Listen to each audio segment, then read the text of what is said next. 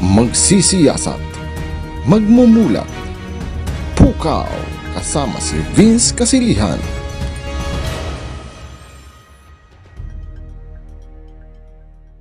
Apat na pung kilometro ang nilakbay o lalakbayin ng mga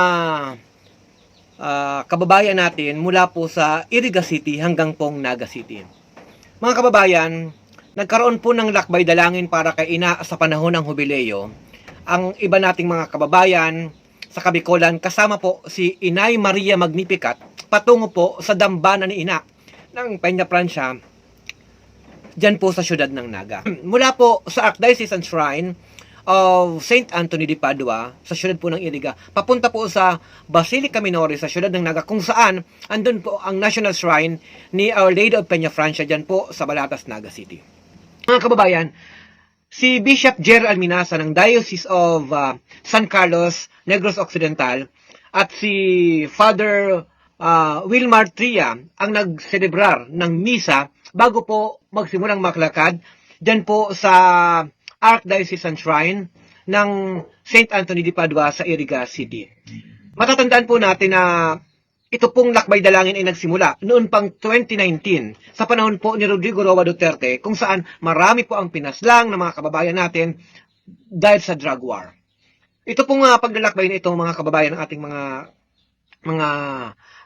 kababayan, mga maralita, mga magsasaka, mahingisda, kababaihan, estudyante, taong simbahan, mga guro, at iba pa pong mga nasa laylayan ay pagpapakita na diskontento sa nangyayari po sa sitwasyon po natin sa ngayon. Sa maraming pagnanakaw sa kabangbayan, korupsyon, ganun din ang pagpapanawagan para sa peace talks sa pagitan po ng NDFP at ng gobyerno. At syempre, para sa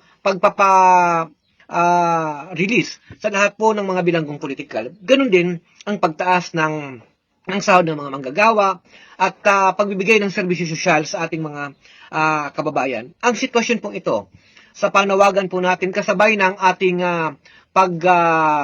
pagdadasal at pagmuni-muni kay Inang Peña Francia at kay Inay Maria Magnificat, ay pagpapakita po ito ng ating debosyon sa patronas ng Bicol na si Inang Birhen de Peña Francia. Mga kababayan, kailangan po nating hingin din ang pagpapanalangin tungkol po sa nangyayaring matinding korupsyon, matinding pagnanakaw, kawalan ng hustisya sa ating bansa, partikular sa Bicol. Kaya ito pong ginagawang ito ng lakbay dalangin ng iba't ibang mga sektor, iba't ibang mga taong simbahan, iba't ibang mga kababayan natin, ay pagpapakita po ng ating pagtingin sa sitwasyon na marami pong mga kababayan natin ang naghihikahos, pinagsasamantalahan at kailangan pong tulungan ng mga mamamayan at dapat ng ating pamahalaan.